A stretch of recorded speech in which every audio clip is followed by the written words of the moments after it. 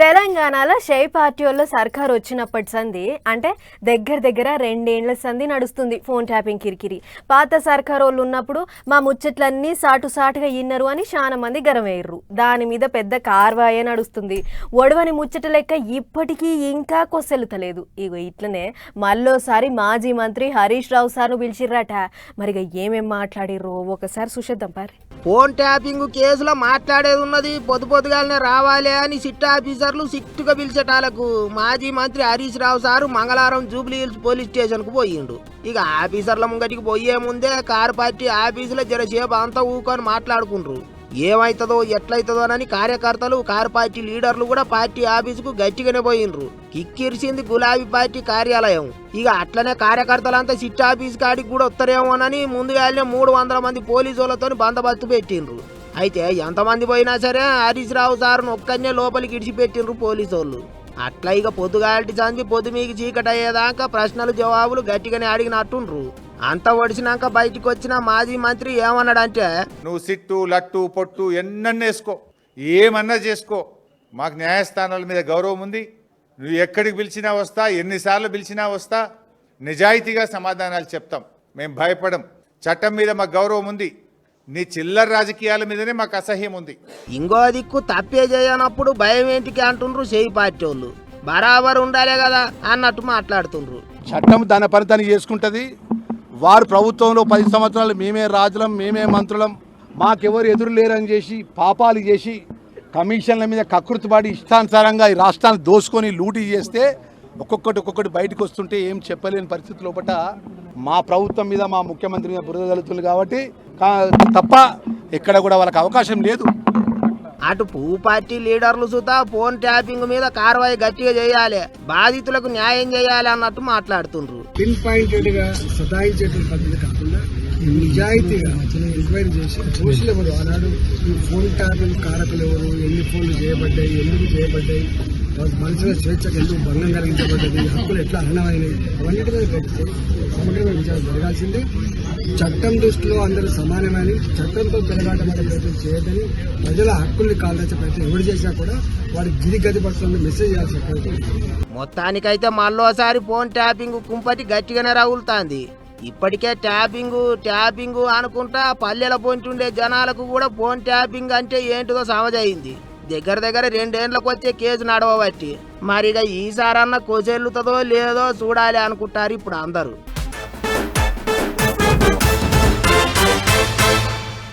ఇప్పుడు నడుస్తున్నదంతా పోటీ ప్రపంచమే. చదువులైనా ఆటలల్లనైనా ఆఖరికి రాజకీయాలల్లనైనా గట్టి పోటీ ఉన్నది. అంతెందుకు పక్కకే ఉన్న రాష్ట్రాల నడుమ అభివృద్ధి మీద కూడా పోటీ నడుస్తున్నది. ఎందుకంటే సర్కారోళ్ళు చక్కగా పనిచేయకపోతే పక్క రాష్ట్రం చూడుర్రి ఎట్లా ఎలిగిపోతుందో అని అంటారు ఏగస్ పార్టీ వాళ్ళు. అందుకే కావచ్చు మన 2 రాష్ట్రాల సర్కారోళ్ళు గట్టినే తిప్పల పడుతుర్రు. ఇక చూడుర్రి పెట్టుబడుల కోసం బయటి దేశం పోయిన లీడర్లు మీటింగ్లు మంచిగానే పెట్టిర్రు. అసలే ఏం పట్టుకొస్తారో ఎన్ని తెస్తారో చూస్తాం అని ఇటు మైకుల ముంగట కూకొని బాణాలు వేస్తుండ్రు ఎగస్ పార్టీ వాళ్ళు. అందుకేనేమో పెట్టుబడులు బాగా తీసుకురావాలి అన్నట్టే దావోసుల మీటింగులు పెడతాండ్రు సర్కార్ వాళ్ళు. ఏపీ సీఎం చంద్రబాబు సారు, ఇంకో దిక్కు ఐటీ మంత్రి లోకేష్ సారు, అటు సీఎం రేవంత్ సారు, ఐటీ మంత్రి శ్రీధర్ బాబు సారు 2 రాష్ట్రాల లీడర్లు కంపెనీల ఓనర్లతో కూకొని మాట ముచ్చట్లు చేస్తుండ్రు. ఏపీల లాజిస్టిక్ పార్కు, ఫుడ్ ప్రాసెసింగ్ యూనిట్లు పెట్టేందుకు యూఏఈతోని ఒప్పందం కుదిరిందట. అక్కడ ఆర్థిక మంత్రితోని సీఎం బాబు సార్ మాట్లాడి ఒప్పించిండు. ఒక్క యూఏఈ నుంచే 40 కంపెనీలు ఏపీలో పెట్టుబడులు పెడతామని చెప్పినాయట. ఇక అట్లుంటే ఏపీలో ఎగస్ పార్టీ వాళ్ళ ముచ్చట్లు చూడండి ఎట్లున్నాయో. నిన్న దావోస్ వేదికగా రాష్ట్ర ముఖ్యమంత్రి గారు, వారి కొడుకు, వారి సహచార మంత్రులు వీరందరూ కూడా మాట్లాడినటువంటి మాటలన్నీ కూడా చూసాం. మీరు కూడా రాష్ట్ర ప్రజలందరూ కూడా చూశారు. వారు మాట్లాడుతూ చంద్రబాబు నాయుడు గారి తాలూకా బ్రాండ్ ఇమేజ్ తో ఈ వేదిక మీదకి వచ్చాం, ఆయన తాలూకా బ్రాండ్ ఇమేజ్ తో ఈ సమావేశంలో పాల్గొంటున్నాం అని చెప్పి వారు చెప్పినట్టుగా చూసాం. కానీ నాకు అనిపించింది ఏంటంటే, నాకే కాదు ప్రజలకు కూడా అనిపించింది ఏంటంటే, బ్రాండ్ ఇమేజ్ తో వెళ్ళినట్టుగా కనబడలా, తెలుగుదేశం పార్టీ తాలూకా బ్రాండ్ మేళంతో వెళ్ళినట్టుగా కనబడింది. ఇక IT, pharma, green energy, electronics కంపెనీల ఓనర్లతో ముచ్చట్లాడి తెలంగాణలో పెట్టుబడులు పెట్టేయనికే గట్టిగానే తిప్పల పడుతున్నారట సర్కారోళ్ళు. ముచ్చట్లు జోరుగా నడుస్తున్నాయట. అయితే ఇటు కారు పార్టీ వాళ్ళు సుతా సీఎం సారు దావోస్ టూర్ మీద గట్టిగానే సూటి పెట్టిండ్రు. ఐడెంటిటీ క్రైసిస్ లో ఉన్నాడు. ఆఖరికి హార్వర్డ్ పోయి చదువుకుంటాడట. మరి చదువుకొని వచ్చి ఏం చెప్తారో తెలియదు నాకు. కానీ ఇప్పుడు హార్వర్డ్ పోయి చదువుకున్న కన్నా మరి లాగుల తొండలు లేకపోతే అదేంటి మెడల పేగులు ఇవన్నీ బంద్ అయితే అని ఆశిస్తున్నాం. గుడ్లు వీకుడు ఇవన్నీ బంద్ అయితే మంచిది. ఆడపోయినాక కూడా మరి ఇప్పుడు ఇంగ్లీష్ వచ్చిన వాళ్ళని తిడతాడు, నాకు ఒకటి తెలియక అడుగుతా. ఇంగ్లీష్ వస్తే ఆయనకి ఏం బాధనో నాకు తెలియదు, కానీ చిన్నపిల్లలు కూడా రేపు అందరు బళ్ళల్లో గవర్నమెంట్ బళ్ళల్లో కూడా మా అక్క నేతృత్వంలో మొత్తం ఇంగ్లీష్ పాఠశాలలు పెట్టినాం. అందరు ఇంగ్లీష్ నేర్చుకుంటాడు. మరి ఈయన హార్వర్డ్ పోతాడు. ఈయన మరి అక్కడ వాళ్ళు ఏం చెప్తారు, ఈయన ఏం వింటాడు, ఈయనకి ఏం అర్థమవుతుంది, అర్థమైనాక మళ్ళీ బయటికి ఏం సర్టిఫికేట్ ఇస్తారు, ఏం మాట్లాడతాడు, మళ్ళీ వచ్చి మా భయం మాకుంది కదా అన్నట్టు. అంత చూస్తుంటేనైతే ఈసారి సర్కారు వల్ల పెట్టుబడుల టూరు మీద 2 రాష్ట్రాలలో ఏగస్ పార్టీ వాళ్ళు ఇంకింత ఎక్కువనే నజరేసినట్టుగా అనిపిస్తుంది. అటు పెద్ద సార్లు కూడా పెట్టుబడులు గట్టిగా పట్టుకురావాలి, ఏగస్ పార్టీ వాళ్ళకు గట్టిగా సమాధానం చెప్పాలి అన్నట్టే పట్టు మీద ఉన్నారట. ఎట్లెట్లా అవుతుందో మరిగా.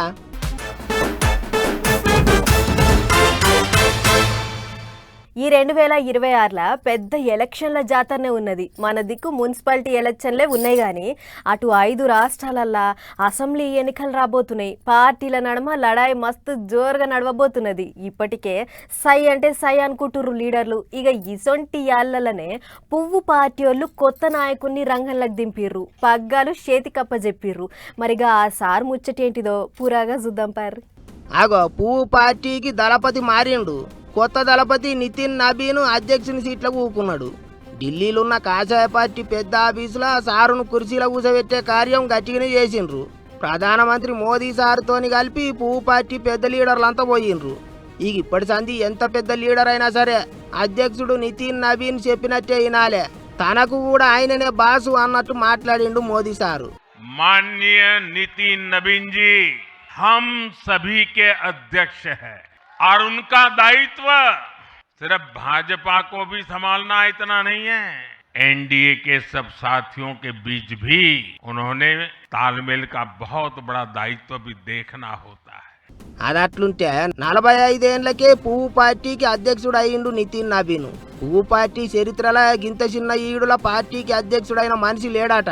ఇక బీహార్ రాష్ట్రం లీడర్ అయిన నితిన్ నబీన్ కు ఓటమి తెలవని లీడర్ అని పేరున్నది. ఏంటికంటే ఆయన ఎమ్మెల్యేగా ఎప్పుడు పోటీ చేసినా ఓడిపోలేదు. 5 సార్లు పోటీ చేస్తే 5 సార్లు గెలిచిండు.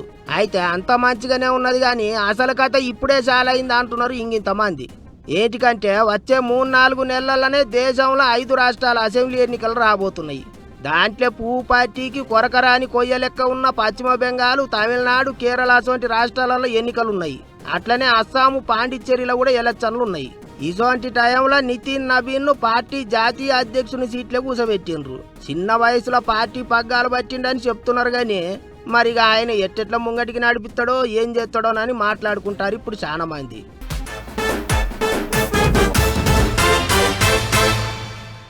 మనుషులు చేయబట్టే ప్రకృతి నాశనం అవుతున్నది. గాలి గలీజు, నీళ్లు గలీజు, భూమి గలీజు, ఆఖరికి తినే తిండి కూడా గలీజ్ అవుతున్నది. యాళ్లకు వానలు పడతలేవు, యాళ్లకు పూలు పూస్తలేవు, అన్ని టైం తప్పుతున్నాయి. ఇప్పటికైనా మనం సోయికి రాకపోతే ముందు ముందు అంతా ఆగమవుతుంది. అందుకే మనుషులల్లో మార్పు రావాలి.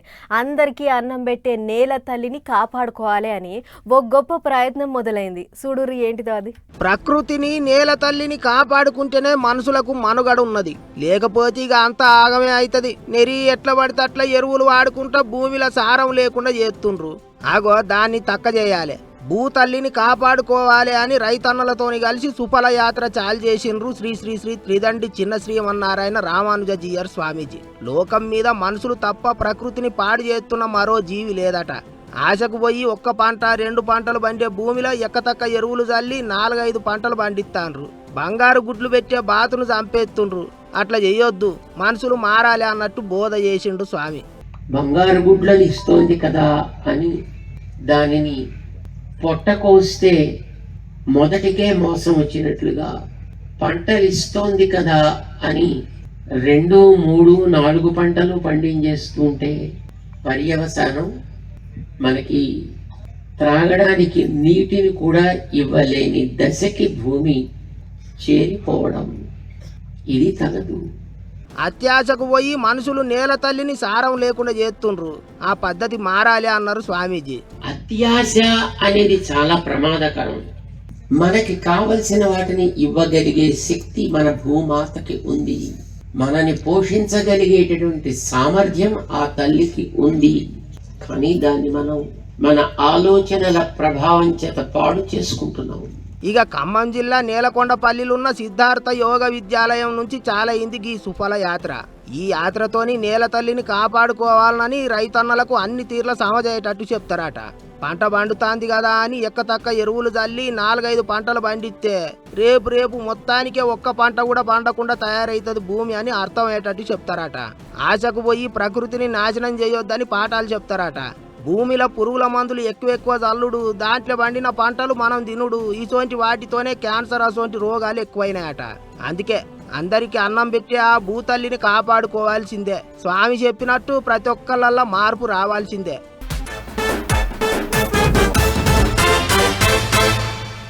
పండుగెళ్ళి వారం దినాలకు వస్తున్నది. ఆయన కూడా బండ్ల రువ్వడి ఇంకా తగ్గలేదు. సొంతూర్లకు పోయిన జనాలు ఇంటికాడ పనులన్నీ సగబెట్టుకొని మళ్ళా పట్నం తోవ పడుతుర్రు. ఇట్లా తెంపు లేకుండా వస్తున్న బండ్ల రాకడతోని ఇటు పట్నంలో ట్రాఫిక్ ఇరుగమరగా పెరుగుతుంది. ఇక చూడుర్రి నానక్రామ్ కూడా దిక్కు బండ్లు ఎట్లా నిమ్మలంగా కదులుతున్నాయో.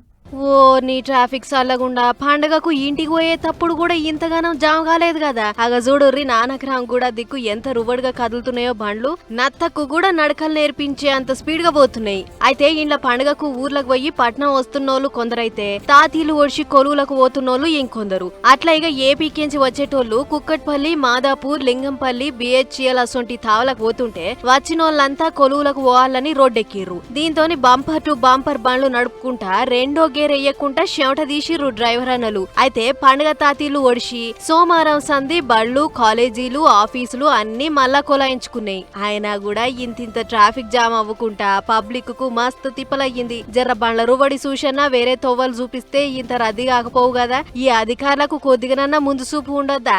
ఏంది ఆగం అని గులుక్కుంటా పోయిర్రట. ట్రాఫిక్ లో ఇరికి నానా గోసలు పడ్డ జనాలు. మొత్తానికి ఏడేసిన గొంగడి ఆడనే అన్నట్లు పండుగ ఓడిపించుకొని పట్నం బాట జనంతో రోడ్లు మళ్ళా ఎప్పటోలే ట్రాఫిక్ తోని కనిపిస్తున్నాయి. ఏదేమైనా ఊర్లు ఖాళీనాయి, పట్టం మళ్ళా నిండింది.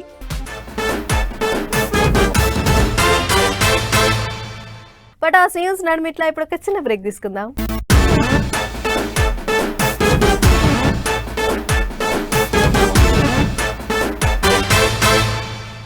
అన్నిటికంటే ముందుగా ఒక వాడుతున్నది అదే తినేసేద్దాము. బండ్ల మీద వేల శలాన్లుండి పోలీసులు కనపడంగానే గల్లీల పొంటి సీమలు దూరినట్టు దూరిపోయి అన్నలారా అక్కలారా మీకోసం మంచి ముచ్చట పట్టుకొచ్చినాం. చెవులు సాడెల్పు చేసుకొని నూరి. తెలంగాణ హైకోర్టు ఈ కాంచి బలవంతాన చలాన్లు వసూలు చేయొద్దని పోలీసులకు ఆర్డర్ వేసింది. అవు మీరు ఇన్నది నిజమే. బండ్ల మీద ఎన్ని చలాన్లున్నా సరే తాళం చేయి గుంజుకునుడు, బండాపి రోడ్డు మీద దమ్ చేసుడు, అరెస్టు, జైలు అనుకుంటా పోయేటోళ్ళ పనులకు అడ్డం పడి ఎసొంటి రౌసు పెట్టొద్దని పూసగుచ్చింది. అంతేకాదు జనాలను రోడ్ల మీద నిలబెట్టి పైసలు కట్టమని నిలదీయడం రాజ్యాంగ ప్రకారం పెద్ద నేరమని చెప్పగానే చెప్పింది. ఇక పోలీసులకు సుత కొన్ని శుద్ధులు చెప్పింది. ట్రాఫిక్ రూల్స్ గట్టిగానే పెట్టురి, దానికో తరీకు ఉంటుంది.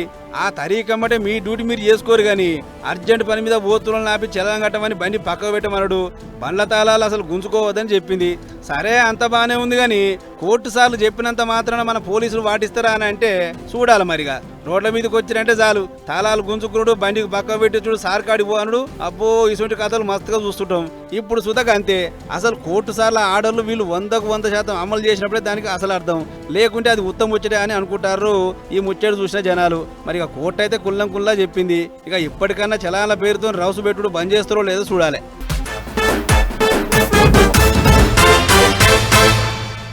పొద్దుగల మా అవ్వ ఊరికి పోతా బిడ్డ అని అంటే ఆటో బుక్ చేసుకొని పోయి బస్సు ఎక్కిద్దామని ఫోన్లో బుకింగ్ చేస్తున్నా. ఇక చూడుర్రి ఒక్క ఆటో కూడా కనబడతలేదు యాప్లా. అరే ఏమైందిరా ఇవాళ ఒక్కటి కూడా కనబడతలేదు అని అటు ఇటు చూసి అటు ఇంకా క్యాబ్ బుక్ చేసుకొని పోయినా, బస్సు ఎక్కించిన. అగ్గో అప్పుడు అర్థమైంది ఆటోలు ఎందుకు బుక్ కాలేదో.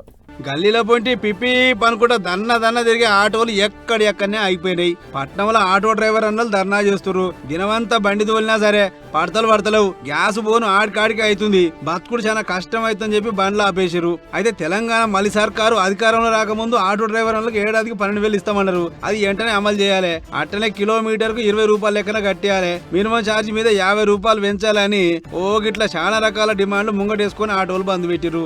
లొల్లి పెద్దగా చేసి సర్కారుకి కల్పించాలి అని అందరికందరు ఇందిరా పార్క్ ధర్నా చౌక్ కాడికి బండ్లు వేసుకొని వచ్చారు. ఇక చూడరు ఎన్ని బండ్లు వచ్చినాయో, ఏటు చూసినా ఆటోలే. ఇక డిమాండ్ ముచ్చట ఇట్లుంటే తెలంగాణ సర్కార్ తెచ్చిన ఫ్రీ బస్ పథకం చేయంగా తమాం గిరాకీ ఉంటలేదు. దానికి తోడు జిల్లా నుంచి వచ్చిన వేల ఆటోలు పట్టణంలో తిరుక్కుంటా మా పట్టణం ఆటోలో పొట్ట కొడుతురు. జరగా ఫ్రీ పథకం బంద్ చేసి మమ్మల్ని బతికిరి అని ఇందిరా పార్క్ ధర్నా చౌక్ కాడ లొల్లికి దిగిరు.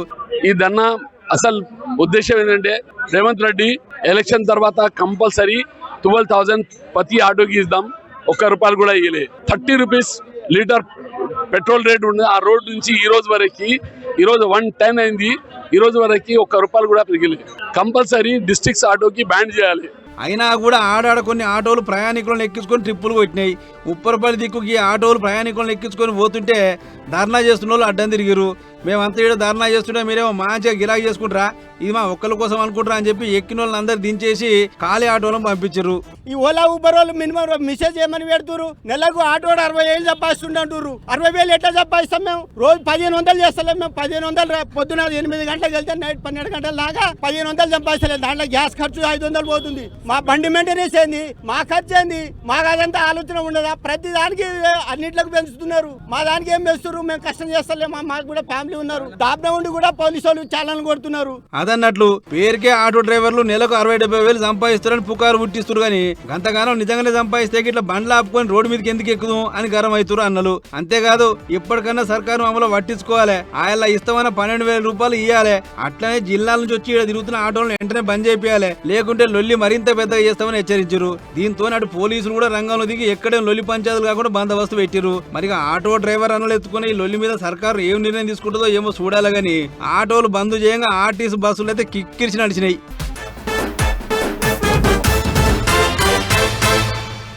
ఓ దిక్కేమో మేడారం జాతరకు అంతా తయారైతుంటే అటు ఆదిలాబాద్ దిక్కు నాగోబా జాతర చాలాగానే అయ్యింది. దేశంలో మేడారం తర్వాత అదే రేంజ్లో అయ్యే పెద్ద గిరిజన జాతర ఇదే. అయితే 5 ఒద్దులు నడిచే ఈ జాతర తొలుత నాడు ధూమ్ ధామ్గా చాలైంది. మరిగా రెండో రోజు నాడు ఎట్లెట్లా నడిచింది, భక్తుల తాకిడి ఎట్లా ఉంది అనేది అట్లా పోయి అరుసుకొనొద్దాం పార్రి. ఆసియాలోనే రెండో అతిపెద్ద గిరిజన జాతర అయిన ఆదిలాబాద్ ఆదివాసీ నాగోబా జాతర రెండో రోజు కూడా అంతే అవ్వల్దారుగా నడిచింది. రెండో రోజు బాన్ పేన్ పూజలు, అటెంక పెర్సా పేన్ పూజలు అయినాయి. తెల్లారి జాం కాడ్ నుంచి దేవునికి పెద్ద పూజలు చేసి పబ్బతి పట్టిరు భక్తులు. ఇక జాతర ఘటం ఎట్లెట్లా నడుస్తుందో చూస్తానికి ఎమ్మెల్యేలతో పాటు కలెక్టర్ రాజర్షిషా, ఇంకా ఎస్పీ అఖిల్ మహాజాన్సార్లు, ఇంకా కడ్మ నాయకులు, పోలీస్ పెద్దలు కూడా హాజరుపడ్డారు. వచ్చిన సర్కార్ పెద్దలను ఘనంగా ఎదుర్కొన్న మేస్త్రం వంశస్థులు సార్లకు దీవెనార్థులు పెట్టిర్రు. అటెంక అందరికందరూ పోయి నాగోబాను దర్శనం చేసుకోరు. ఇక అందరి పేరు మీద మంత్రాలు చదివి అక్షింతలేసిర్రు పూజార్లు. అయితే భక్తుల తాకిడి మున్పున్నంత లేదన్నది గుడి పూజార్లు అంటున్నమాట. నిరుడు ఉష్కవోస్తరాలనంత మంది వచ్చిర్రు. అసొంటిది ఈసారి భక్తుల రద్దీ అంతంత మాత్రమే ఉన్నది.